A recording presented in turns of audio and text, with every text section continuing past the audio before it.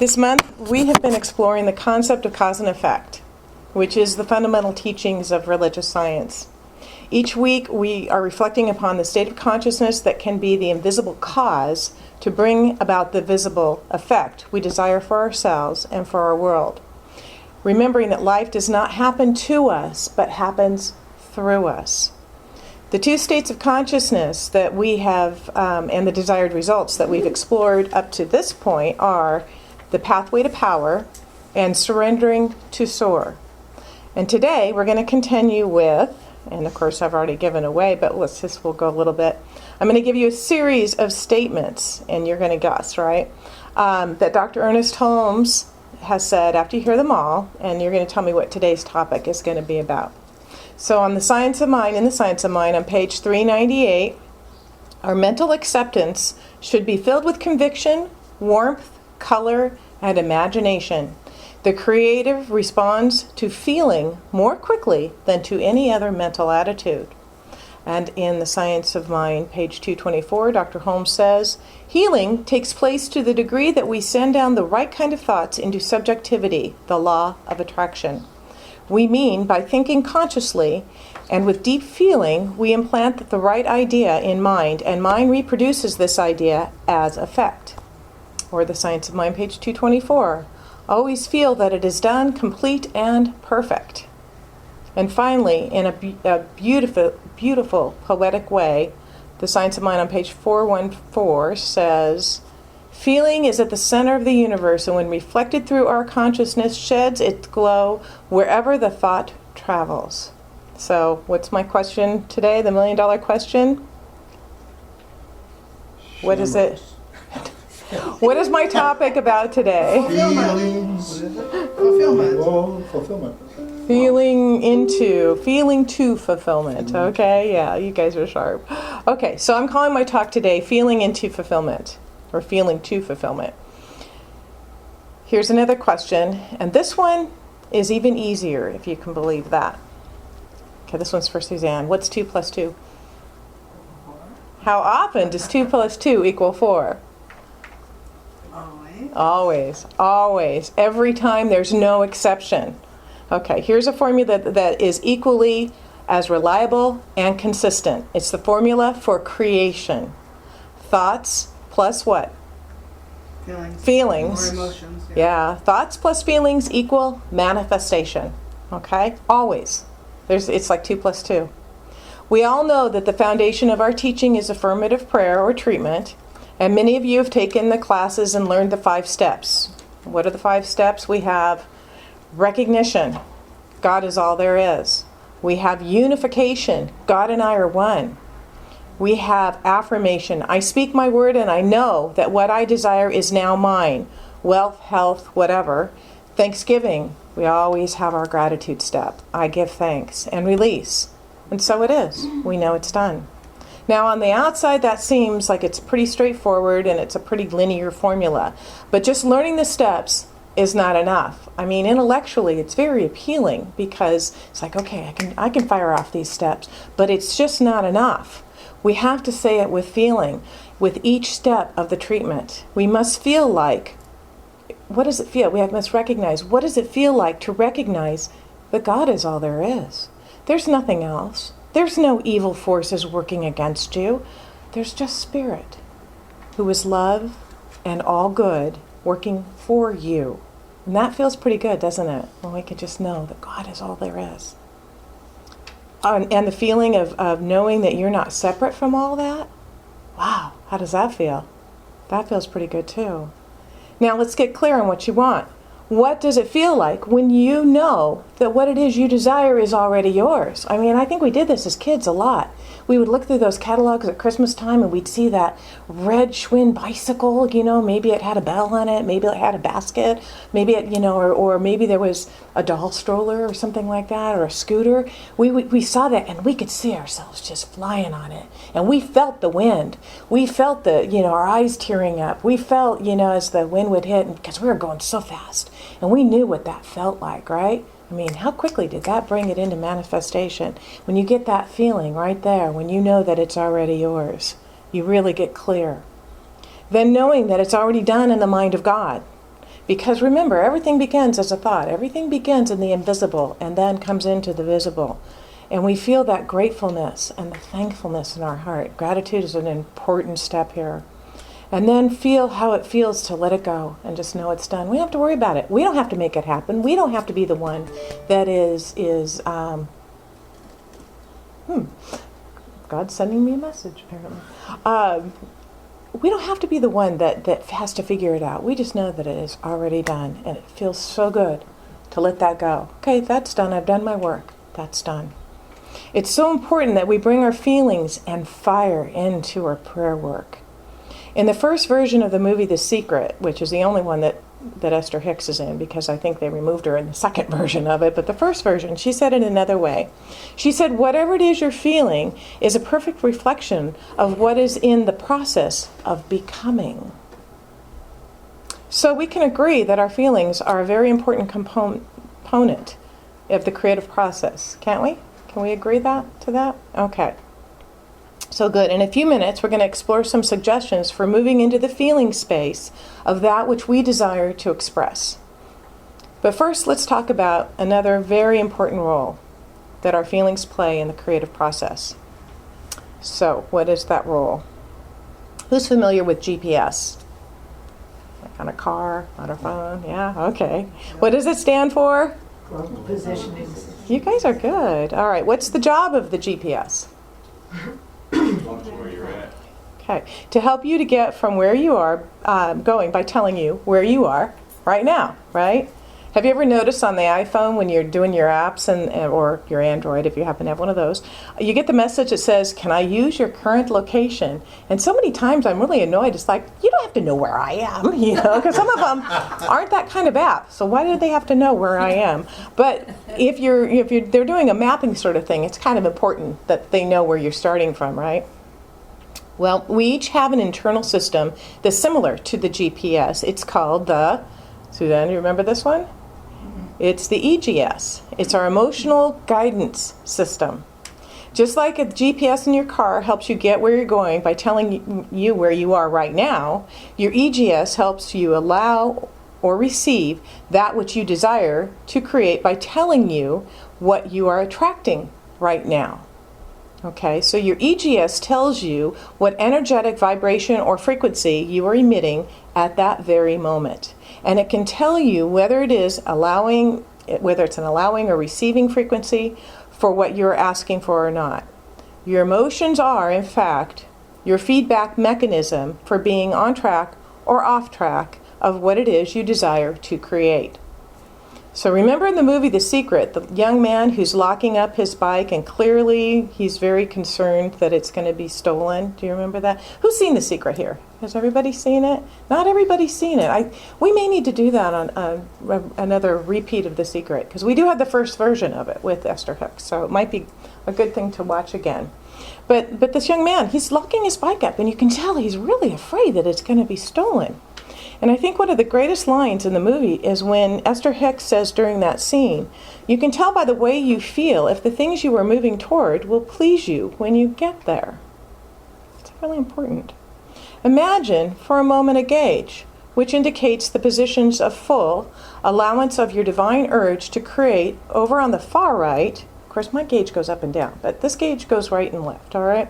So on the far right, all the way to your most resistant disallowance of your divine urge to create on the far left. This gauge, like the gas gauge on your car, goes from full, completely allowing, to empty, completely disallowing. This is a gauge of emotions. Notice as I list the emotions on this gauge, when it tips from allowing to disallowing. Joy, knowledge, empowerment, freedom, love, appreciation, connection, passion, enthusiasm, eagerness, happiness, positive expectation, centeredness, calm belief, optimism, hopefulness, contentment, boredom, pessimism, frustration, irritation, impatience, overwhelmment, doubt, worry, blame, anger, revenge, rage, jealousy, guilt, unworthiness, fear, despair, powerlessness. When did the scale tip over to the side of disallowing? Do you remember? I'll read them again a little slower and you tell me when it tips. Joy, knowledge, empowerment, freedom, love, appreciation, connection, passion, enthusiasm, eagerness, happiness, positive expectation, centeredness, calm, belief, optimism, hopefulness, contentment, boredom, pessimism. There you go. You picked that right up. Okay. Right between contentment and boredom. That's when the shift happens. Joy to contentment are emotions on the side of allowing. From boredom to powerlessness are emotions on the side of disallowing. Now, these words may mean different things to different people, and I certainly have not named every one of our human emotions. I remember back to that poster. I think you might have all seen them in the doctor's office of all the smiley faces, and they're all tweaked just a little bit. I don't know if you've ever seen it, but, happy, sad, 100 different ways, and a lot of times they'll tell children, point to the one, that you're feeling right now, but there's like a huge thing, so I didn't even name all of them. And we don't really have to know, because there's really an easy way to tell if you are allowing or disallowing. Who knows what that is? What's going on in the now? Well, yeah. Do you feel good right now, or do you feel bad? You know that. You know where your gauge is. Ask yourself, how do I feel right now? Am I feeling good, or am I feeling bad? And we all know that, don't we? We were pretty clear on when we're feeling good or bad. If you touch in to your feelings at any given moment and notice that you feel bad, then you can know that that which you are thinking in that moment is not in alignment with what you want, and therefore you're not in a place of feeling into fulfillment. If you feel good, then that which you are thinking is in alignment with what you want, and you are feeling into fulfillment. It really is that simple, but we have to check in. We have to be aware where we're feeling. And this is tremendously valuable when you're able to deliberately cause even the slightest improvement in the way you feel. For even in that small emotional improvement, you may have regained a measure of control. However, there is a hitch. Just because you make a decision to find a different feeling does not necessarily mean that you can go directly to that feeling right now. And I've been studying a lot of this. I borrowed Suzanne's book because I seem to have misplaced mine. But this is the law of attraction. And the law has something to say about the feelings that you have access to from where you are. For example, you cannot move directly from rage to joy. It's huge. It's just too big of a jump. There's no feeling that you cannot eventually have. If you're in rage, you can get to joy, but it's not going to be immediate. Just as there's no place that you cannot eventually reach from wherever you are, but you can't instantly jump to a feeling that has a vibrational frequency very different from the feeling you are usually having. Sometimes one of your friends who's currently in a much better feeling place than you are may encourage you to stop thinking so negatively and choose more positive thoughts. But just because your friend is there in that better feeling place does not mean that your friend can bring you there. This is work you have to do yourself. But it does help. It really does help, especially when you know that you may be heading down those less frequency feelings. As I said, the law of attraction will not allow you to find a vibrational frequency that is too far from the frequency which you usually sustain. And even if you do want to feel better, you may not feel that you can find the joyful thought that your friend wants you to find. But please understand that you can eventually find that feeling. And once you have deliberately and gradually changed your vibrational frequency, you will be able to sustain that more allowing position once you do achieve it.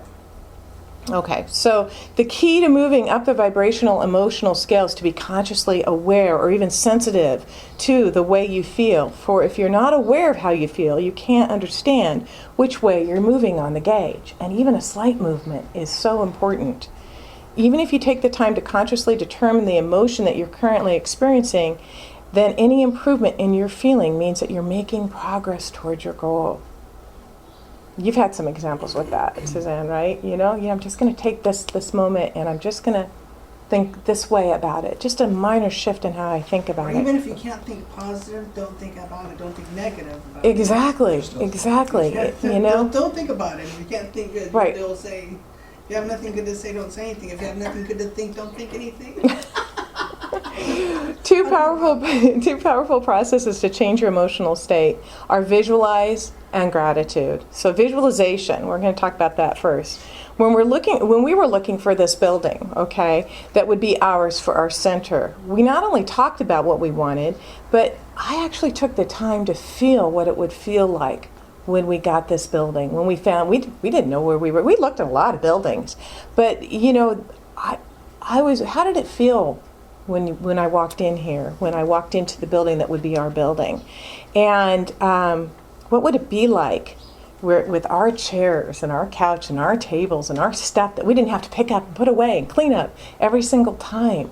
We could leave our things here. How is that going to feel? A place where we could have our services and our classes and our workshops and our celebrations, and we could just make it our own. And I saw myself standing at this podium. I didn't know what the room was going to look like, but I knew that it felt good to be here, to stand in this place. And I definitely felt joy and knowledge and empowerment and freedom and love and appreciation and connection and passion and enthusiasm and eagerness and happiness and positive expectation and centeredness and a calm belief, optimism, hopefulness, contentment, and a sense of purpose and right action and continual unfoldment of possibilities. I have no idea where this is going, but I know that it's unfolding, and I know that it's a grand idea in Spirit's mind, and it is wonderful, and it feels good. So that way I know, just knowing that, I know that we're on the right track. So now I get to do this every week, and I get to do it here. How cool is that? That's pretty cool. So, who's familiar with treasure mapping? Have you done treasure mapping? Okay. Let's take a moment to talk a little bit about treasure mapping. After all, it is St. Patrick's Day, and we all know about finding the gold at the end of the rainbow. Or if we take the L out, we may find God at the end of the rainbow, or we may recognize that God is the rainbow, but I digress.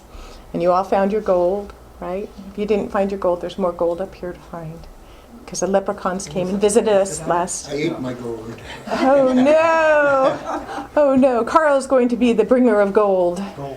Yes. It's yours. I know, Mom. I didn't want to sit it and I don't want to eat it, so I'll take it home with me. There you go. This is leprechaun gold provided by C's Candy, so lest you think of you. When you put yourself in the feeling place of having, being, the experience that you desire, you open a doorway through which the power of the universe begins to express.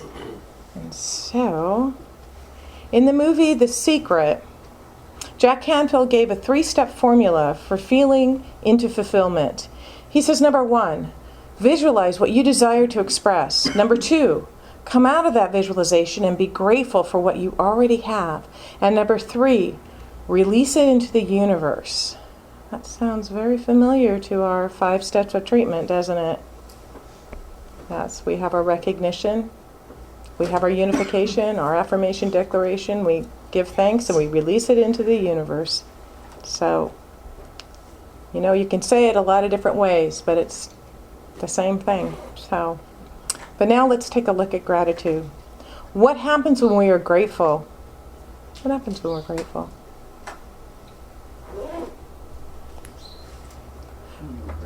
Positive. Be content. You're being positive. Right. We attract more of what we're grateful, right? Whatever we put our focus on, we're attracting more into our lives. So when we're grateful for something, we're giving thanks for that. We're telling the universe, send me more. I am so happy. I love this. Send me more. Gratitude is a very powerful tool. It tells the universe that we love what we have and would like more of it. Conversely, if we give the message we are not grateful, we may receive less of it. And if visualizing doesn't make you feel better, and if it's difficult to feel gratitude for anything, then do whatever you need to do to feel better. Remember, any movement toward the allowing side of our gauge is a step in the right direction. We can play music, sing, dance, see beauty, pray, be in nature, hug your spouse, your pet, a friend. I know when my little dog sits on my lap, I'm starting to feel grateful right there. It's a good feeling. Dwell on it for a few moments and you can't help but feel better. Music's a great tool. Put on some upbeat music, it's great. Even a small step is better than no step. Or think about this story. 2 babies were born prematurely. They needed to be put in incubators. One baby was put in one incubator and the other in another.